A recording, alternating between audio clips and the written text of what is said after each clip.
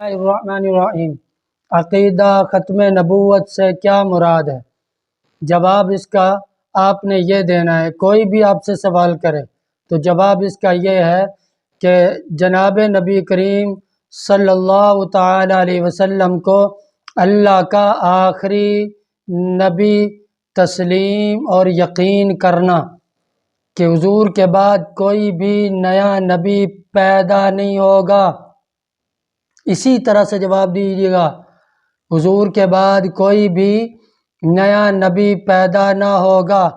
اب اس پر قادیانی آپ سے سوال کریں گے عیسیٰ علیہ السلام اللہ کے نبی ہیں یا نہیں؟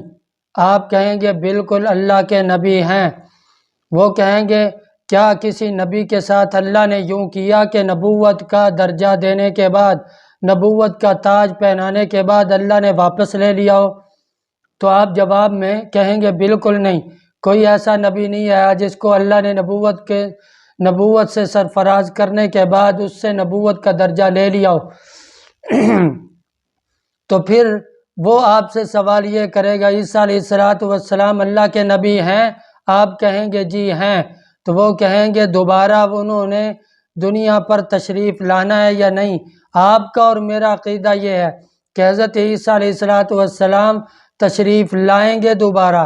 تو وہ کہیں گے کیا اس وقت ان سے نبوت کا درجہ لے لیا جائے گا، نبوت چھین لی جائے گی؟ تو آپ کہیے، سر چڑھ کر بولیے کہ ہاں، میں آپ کو اس کا جواب دیتا ہوں کہ جب آپ نے ختم نبوت کا معنی پوچھا تو میں نے آپ سے یہ کہا تھا کہ حضور علیہ السلام اللہ کے آخری نبی ہیں۔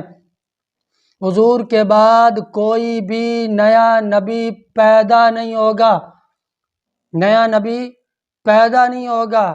حضرت عیسیٰ علیہ السلام نئے نبی نہیں ہیں، بلکہ پہلے والی نبوت ان کے پاس ہے، پہلے والے نبی ہیں، یہ بعد والے نبی نہیں ہیں۔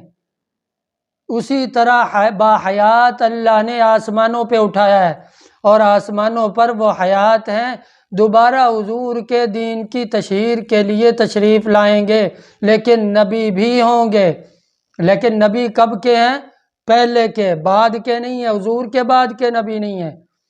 اور پھر آپ کہیے گا میں نے اگلا جملہ آپ کے جواب میں یہ کہا ہے کہ حضور کے بعد کوئی نیا نبی پیدا نہیں ہوگا۔ حضرت عیسیٰ علیہ السلام پہلے کے پیدا ہوئے ہیں، مرزا غلام قادیانی تو حضور کے بعد پیدا ہوا ہے۔